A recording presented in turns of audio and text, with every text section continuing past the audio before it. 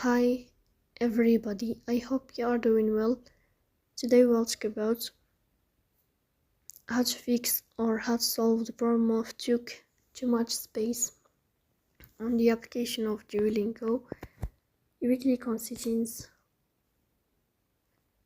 In this page, you will click on apps, default apps, app settings.